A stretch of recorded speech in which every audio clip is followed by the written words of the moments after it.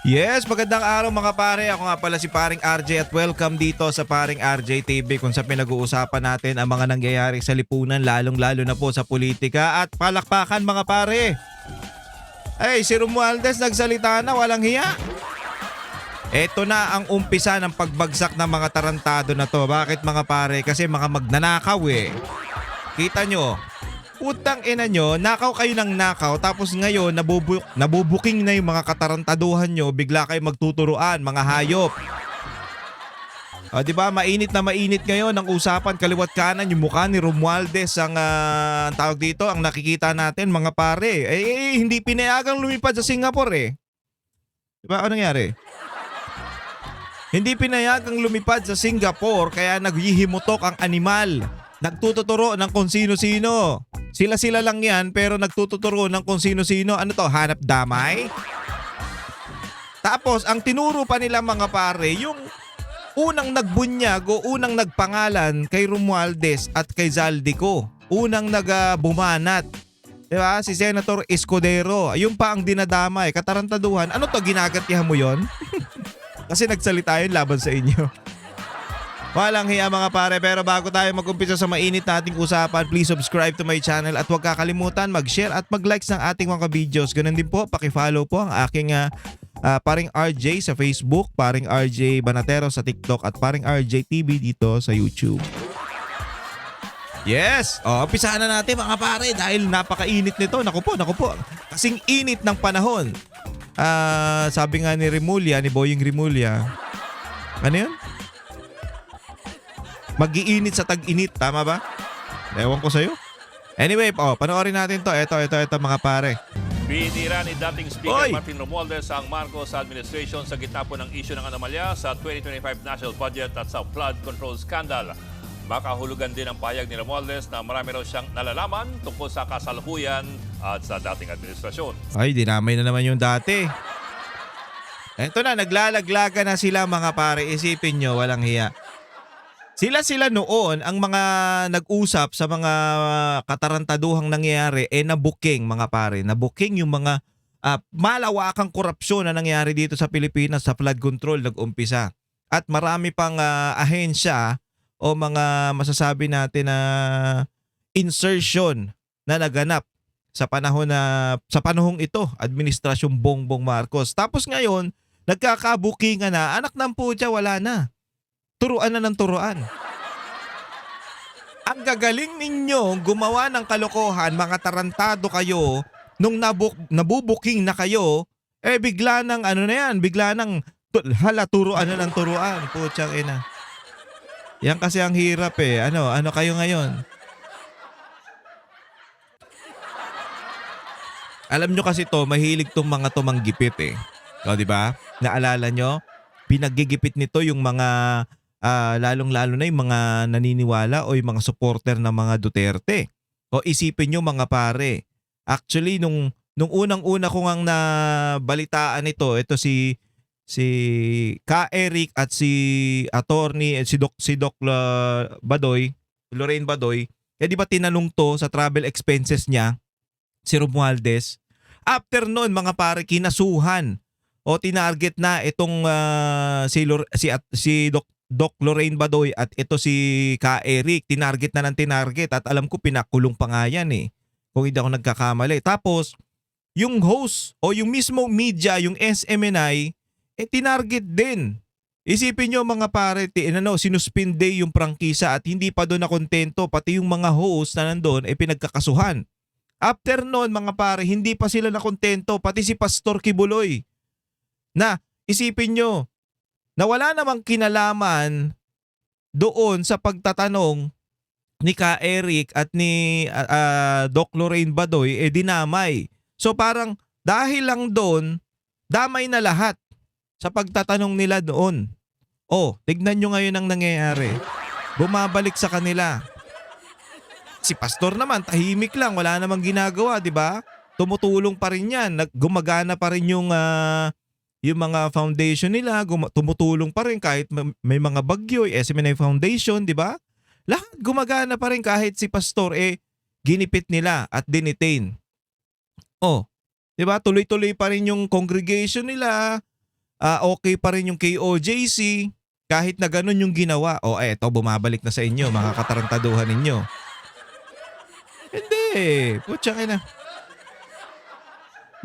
Hindi, kaya kasi ginigipit yung mga yan, hindi lang naman si si Pangulong Duterte, dinala sa ibang bansa, di ba? Si BP Sara, ginigipit.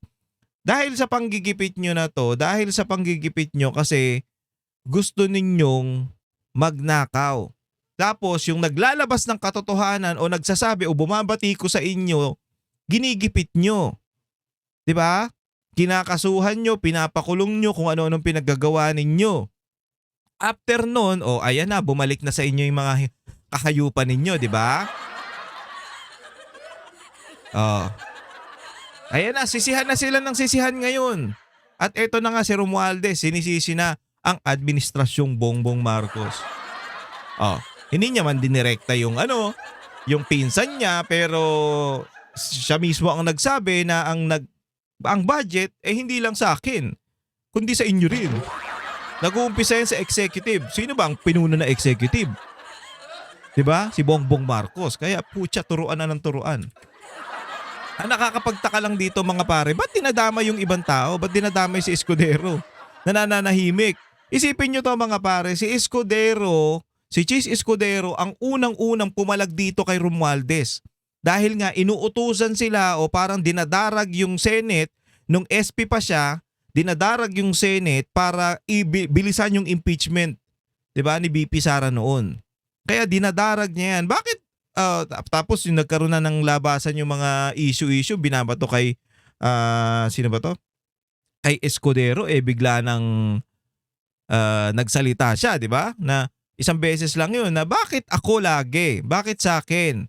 Bakit hindi ko napapansin na kinakasuhan nyo si Romualdez, the name that you cannot be mentioned? Diba? Sinabi niya yun. Binanatan niya to. Bantang uli magkakampi sila. Sa isa pang punto ng video message ng dating House Speaker, walang patumanggayang pinangalanan sina Zaldico at Senator Chis Escudero. Gate Romualdez, hindi siya papayag na sa kanya ibunton ang... Hindi kasi Escudero. 'Di ba? Hindi si Escudero ang may niyan. Ikaw, si Zaldico, tsaka yung presidente, kayo ang nag-asikaso niyan. Nandadamay kayo ng iba eh. Lahat ng sisi. Nasa frontline, nabalitang yan si Maria Enriquez. For Si a long Gago. time, I chose to remain silent. I did so out of respect for the legal process. Talaga? I did so because I did not want to add more noise to an already divisive issue. My silence has been abused and weaponized to build a narrative that is false. Hoy, hindi ka tahimik. Yung mga katauhan mo ang daldal. Yung mga mapapanghimong vlogger. Kaliwat kanan ng pagtatanggol sa'yo, kaya hindi ka nananahimik. Tingnan nyo yung itsura nito. Puta, ang fresh nito dati nung nakakatanggap ng mga yung bago-bago pa lang, puta nung nabunyag. Naglalabasan niya yung mga katarantaduhan nila. Putang ina, na-stress bigla eh. Nakaw kayo ng nakaw, di ba? Ha? Ayan kayo ngayon. Bahala kayo sa buhay ninyo. Magkandama at... Ay, hindi. Wag naman. Twisted and unfair. So let me be clear. I will not keep quiet anymore. Yan ang palabang pahayag ni dating House Speaker putya, Martin Romualdez kaugnay ng pagkakadawit niya sa flood control scandal. Ang isyong yan kasi ang idinahilan ng ombudsman kaya hindi natuloy ang pagpuntang Singapore ni Romualdez. Ayun lang mga pare. Pucha, hindi pala pinayagan magpunta ng Singapore, kaya naghihimutok si Gago. Hindi, kasi ito mga pare, isipin nyo to. Nung nabalita na si Zaldico, ang tawag dito, nahuli na daw nila. Nahuli daw sa Czech Republic, di ba? Nahuli. At tapos ang lumabas nga, hindi naman ang gobyerno natin ang may effort para mahuli yun si Zaldico doon. Nahuli siya dahil sa passport. Pero nagsalita si Attorney Harry Roque na may source daw siya na confirm na si Zaldico daw ay hindi nahuli. Ligtas daw, wala daw ganun. Ngayon, natakot na tong si Romualdez, kinabahan mga pare. Putya, gusto nang pauwiin ng gobyerno ni Marcos tsaka nito ni Rimulya si ang tawag dito, si Zaldico. So, matuturo na talaga siya at magbibigay si si Zaldico ng statement o yung mga patunay na talagang nag-anuhan sila. Naghatid sila ng pera sa mga to. O kinabahan si Gago. 'Di ba? Biglang, "Uy, tangina, papauwi na si Zaldico, alis muna ako dito." So parang tatakas, 'di ba? O nung hindi pinayagan mga pare, anong nangyari? Hindi pinayagan. O puta, naghimutok si Gago, naglabas ng video na hindi lang ako may kasalanan. Oy, hindi niya tinatanggi mga pare, tandaan nyo, hindi niya tinatanggi na kagagawan nila tong mga to. Sinabi niya, hindi lang ako, kayo rin.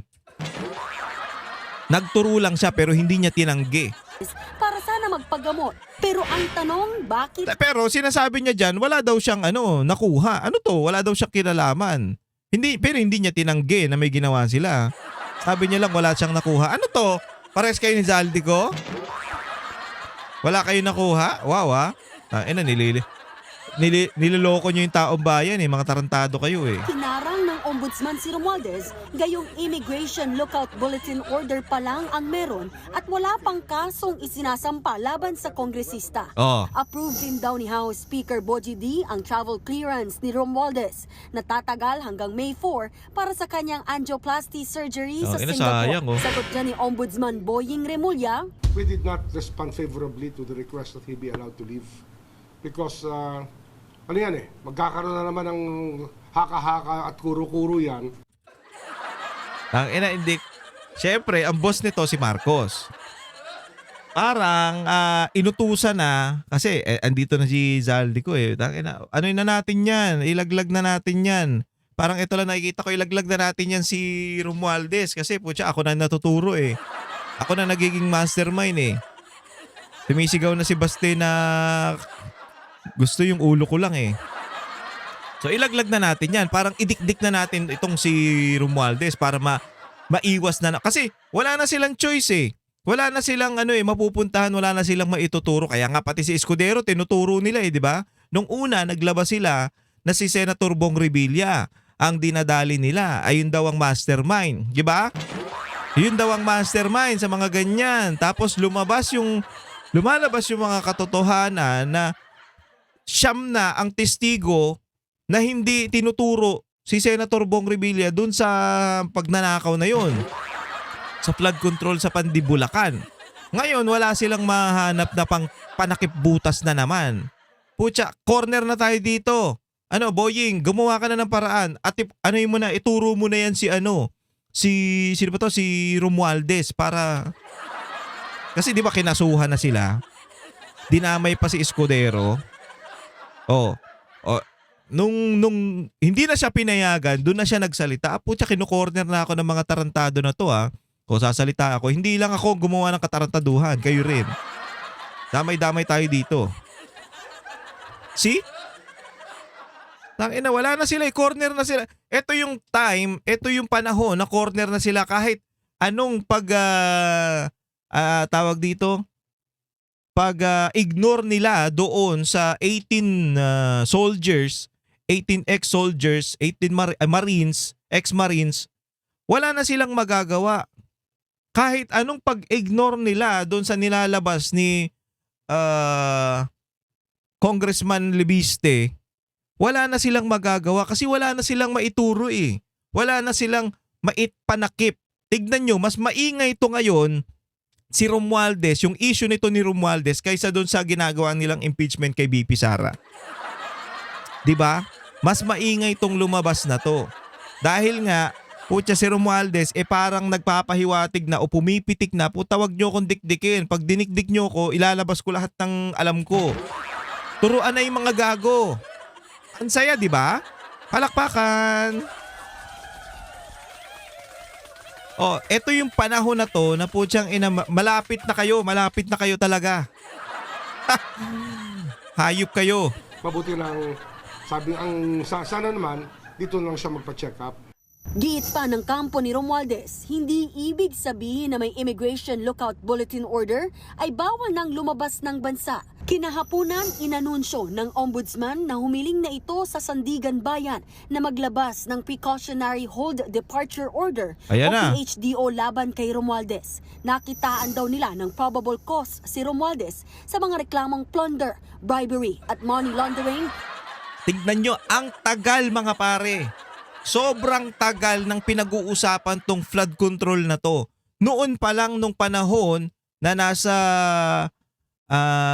Blue Ribbon Committee si Senator Marcoleta at si Chis Escudero nakaupo pa dyan sa SP bilang SP. Pinag-uusapan na to, parang papunta na yung turo kay Romualdez, di ba? Diskaya pa lang papunta na yung turo kay Romualdez. Sobrang tagal mga pare. Isipin nyo, ang tagal. Ngayon lang to nagkaroon ng probable cause, walang hiya. Oh, tapos naglabas ng video na parang sinasabi, "Uy, inosente ako. Hindi lang ako 'yan." Oh, kasama ko 'yan sila pero wala akong nakuha. Ang ina, palusot na, kanya-kanyang palusot, kanya-kanyang turo na, walang hiya. Dahilan para pagbawalan siyang lumabas ng Pilipinas. Base raw yan sa mga ebidensyang hawak nila sa kanilang preliminary investigation. Bagay na pinalagan ng kongresista. To the Ombudsman, I say this with full respect. If your office truly believes in justice, then follow the sworn statements, follow the records, and follow the evidence all the way. Do not stop where it is politically convenient. Wala na to, What corner I na ask to. of the office of the Ombudsman is simple. Follow the rule of law and due process. Ang ina nyo, due process kayo ng due process ngayon, mga tarantado. Samantalang yung mga ginigipit nyo, di ba? Yung pagpapadala nyo kay Pangulong Duterte, putya, nasan yung due process? Yung kay Senator Bong Revilla, bigla nyo lang pinakulong, mga tarantado kayo. Tapos ngayon kayo due process kasi kayo na yung nasa sitwasyon. Hayop kayo, nakaw pa more. Pero kung mapagbibigyan ang hiling ng Ombudsman na Precautionary Hold Departure Order, tuluyan ng ipagbabawal na makalabas ng bansa si Romualdez dito na lang yan. habang gumugulong ang investigasyon. Si Romualdez ang isa sa mga idinawit ni Zaldico bilang mastermind umano sa 100 billion pesos na budget insertions sa 2025 national budget. Ayon kay Ko, mali-maletang pera ang idineliver umano sa bahay ni Romualdez. Pero muli niya yang itinanggi. How can I be the mastermind? I was the former Speaker of the House of Representatives. How can I beat, man, master? Tangina nyo, kayo yung... Wag nyo na kaming anuhin, okay? Wag nyo na kaming paikot-ikutin. Ikaw yung speaker nung nangyari ang mga yan. Tao mo, si Zaldico, pinsan mo yung presidente. Kayo-kayo yan. Ha? Kayo-kayo yan. Kaya wag nyo kaming paikutin. Paano hindi... how to be master... hindi ikaw mastermind. Sino mastermind? But the House of Representatives is only one part of the branch of government, the legislature. The budget does not begin in the House. It begins in the executive. Oy! Ibig sabihin, ang mastermind si Bongbong Marcos. Kasi doon nagsisimula yan. Putangina kasi... alam nyo, mga kababayan, mga pare, putangina itong mga to. Sige, hindi nyo mapigilang magnakaw. Mga magnanakaw talaga kayo. Putangina, pero isipin nyo naman yung taong bayan. Mga tarantado kayo. Sa bagay, mga magnanakaw nga, malamang hindi nila iisipin yan. Walang natatirang putangina, walang natirang, anong tawag dito, awa sa mga katawan ng mga hayop na to. Yeah? Hindi na lang naawa na. Putangina, kuha lang tayo ng konti, mga kabaro, mga katropa. Kuha lang tayong konti kasi paano naman yung taong bayan, wala namang kukuha yan. Hindi ba nila iniisip yun? Puta, pag naramdaman ng mga Pilipino na naghihirap na sila sa panahon na to at nakita yung mga proyekto na sumasablay, putsang ina nyo, sa inyo yung balik. Puta, nasa na yung pera? Asa na yung tax namin? Asa na yung contribution namin na binibigay sa gobyerno para asikasuhin tong mga bagay na to? Puta, saan napunta?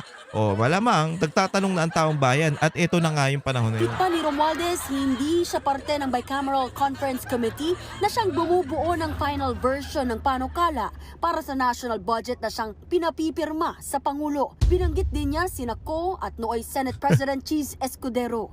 Records would show that I did not participate in those meetings and I was not privy to what exactly transpired during the deliberations. Sige, palusot pa. Two people were instrumental in making those budget decisions, Cheese Escudero and Zaldico. Oh. May patutsada rin si Romualdez kay Navotas Oh, Representative Toby Lahat ng bumabanat sa kanya, binabanatan niya rin. Tingnan nyo, unang-unang bumanat sa kanya, si Escudero.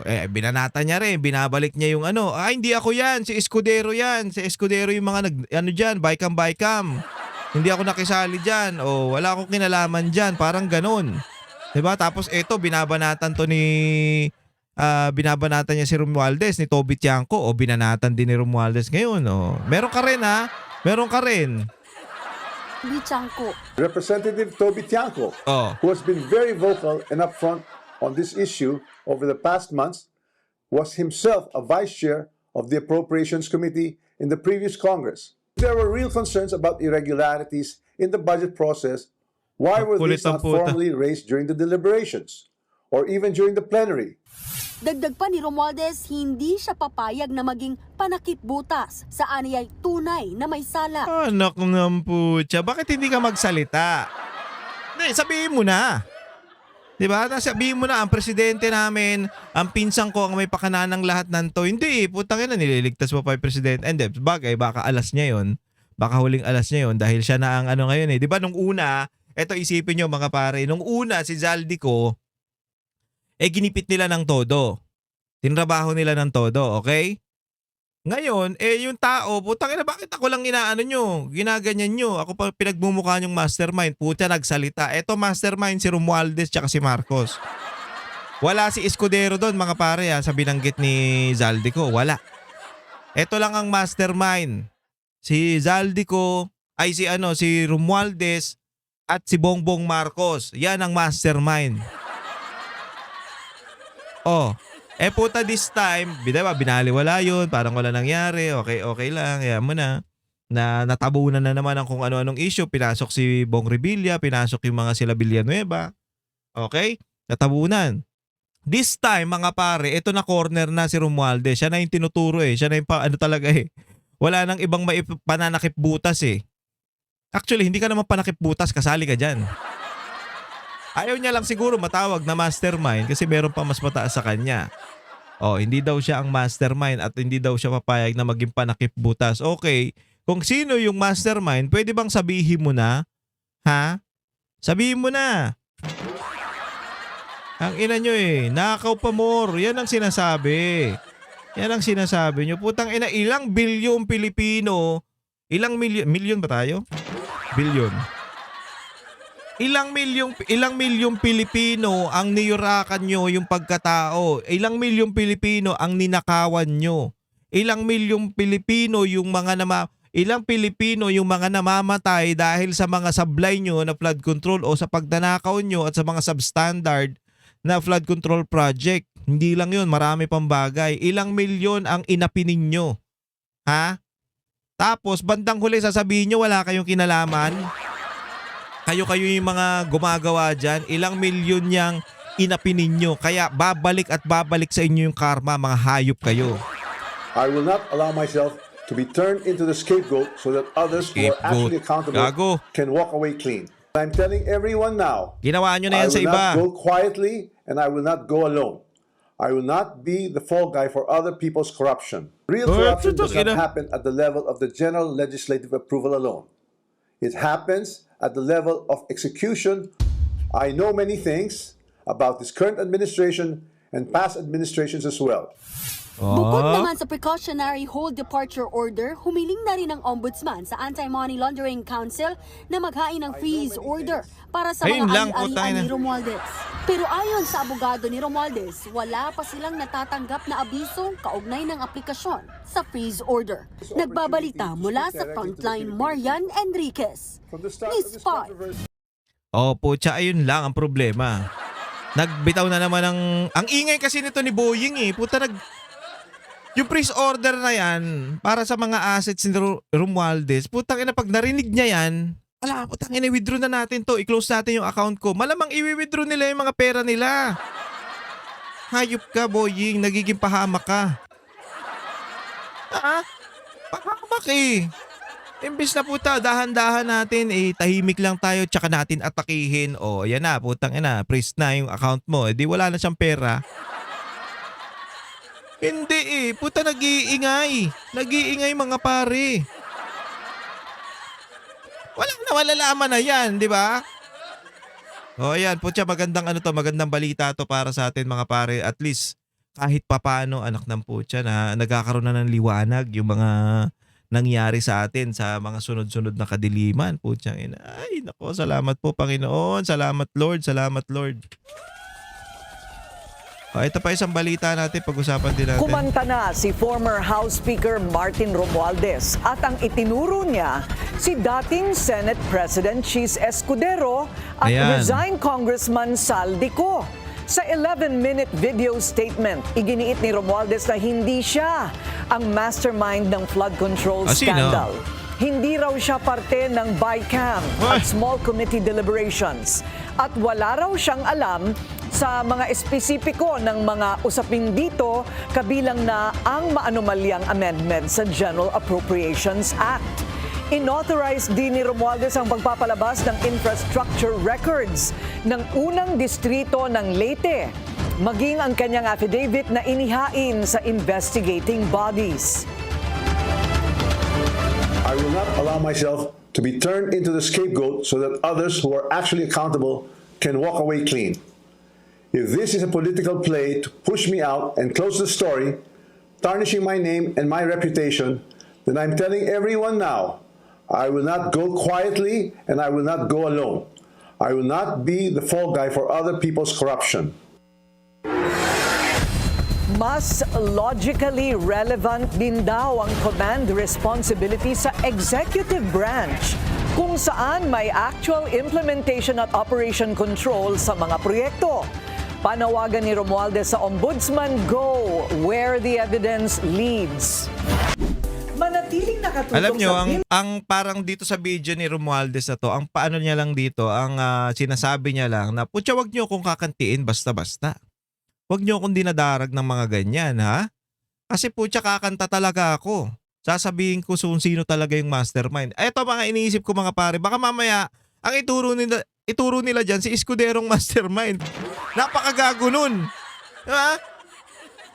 Walang kinalaman ng meron niyang BICAM. Oo, may mga usapan yan sa BICAM. Pero nag-uumpisa yan sa executive, speaker, tapos uutusan at aasikasuhin ng yung chairman ng appropriation, which is si Zaldico. Aayusin yan. Siyempre magtutugma yan magbabaycam yan magtatali yan Kaya nga na lumabas yung mga blanco, di ba? Yung BICAM.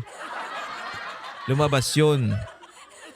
Diba? I think Senate ang Senate ang bunyag nun. Bakit may mga blanco dyan? Diba? Bandang huli, sinama pa si Escudero sa mga katarandaduhan nila. Hindi na nga nagsasalita yung tao kahit sa mga... nung nagsalita si Escudero, yung patungkol dun sa mga the name that you cannot be mentioned, yung hindi mo pwedeng banggitin pag nag-hearing, yan si Zaldico at si Romualdez. Si Romualdez yun, specific. Hindi mo pwedeng banggitin niya kasi pag binanggit mo yan, matatabunan at parang tatahimik. Hindi ka na kagad paniniwalaan. Kaya nga binanggit niya yun. Bakit hindi nyo iniimbestigahan o binabanggit ang the name that you cannot be mentioned, si Martin Romualdez? Diba?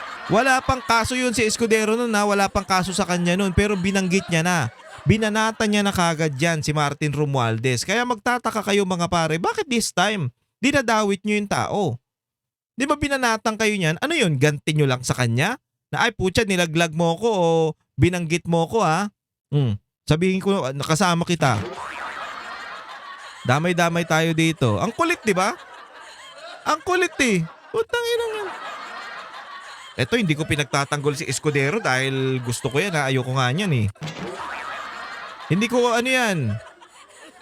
Hindi ko yan hindi naman sa hindi okay, pero hindi ako ano sa kanya, yung parang masasabi natin kagaya nila sino ba to? Ni Senator Marcoleta. Ayan, go na go ako diyan. Kay Senator sa kay Escudero, ano lang ako, balance lang ako sa kanya. Pagtataka ka lang, punta ko sino-sino dinadamay. Ha? Ang kulit eh. Puro kagaguhan ng hindi, ang hirap kasi sa mga to, gagawa ng kalokohan, pag nahuli na, pag nabubuking na, hala, sige, kung sino-sino lang maturo, okay na 'yon. Wag lang yung ako lang mag-isa, 'di ba? Wag lang yung magmukhang ako lang yung may kasalanan. O paano ba 'yan? O nangyari na. Eto na yung corner na kayo. Corner ka na, Romualdez. Wala ka nang kawala dito. Nagsalita ka na rin, nagbigay ka ng statement dahil hindi ka lang pinalabas ng bansa. Naghihimutok ka na. O ayan, okay. Okay na, di ba? O bakit hindi mo pa pangalanan kung sino yung mastermind na nasa executive? Ha, ano pang hinihintay mo? Di ba? Kasi sabi niya, nasa executive ang gumagawa ng budget. Nasa executive yung mga budgeta na yan. Bakit hindi ka pa sasalita o hindi mo pa binabanggit yung pangalan ni Bongbong Marcos, di ba? Ay, may hinihintay ka pa yata eh. Nako, talaga naman. Yan, ang maiinit nating usapin ngayon. Grabe, mga pare. Kayo, ano bang basa nyo dito sa ginawa ni Romualdez? Ha, i-comment nyo nga dyan sa baba kung ano yung tingin nyo. Nagalaw nito ni Romualdez. Nagbabanta ba to sa administrasyon na pag dilaglag nyo ko, lalaglag ko rin kayo? Parang ganun eh. Parang ganyan na nangyayari mga pare. Kaya maganda to, masaya to. May liwanag na tayong nakikita. Pucha, nabubunyag na yung mga kahayupan. Kung sino yung mga tarantado na matagal na nating alam kung sino. 'Di ba? Matagal na nating alam kung sino yung mga tarantado na yan. Bongbong Marcos, Romualdez at Zaldico. Sila yan. Diba? Sila yan. Ito na, naglalabasan na, tuturuan na sila isa-isa. Okay? Maraming salamat ulit mga pare. Hanggang dito na lang muna ang ating video. Okay, kung nagustuhan nyo yung ating video, please subscribe to my channel at huwag kakalimutan mag-share at mag-like ha. Okay po ba yun? At huwag nyo skip yung ads ha. Please lang naman. Para naman kahit papaano meron tayong pampagana. Ano ba yan? Wala eh. Alam niyo, di tuloy tayo charity work. Oo, tahimik na yung charity natin ha. Hindi tayo makabigay ng bigas. Kasi mahal din kasi ng bigas. Oo. Ang mahal ng bigas ngayon mga pare, alam nyo ba? Sobrang mahal. Mahal na ng gas, mahal na ng bigas, lahat na lang mahal. Tayo na lang hindi minamahal. Maraming salamat ulit mga pare. Ingat po kayong lahat and God bless you all. Ako po si paring RJ.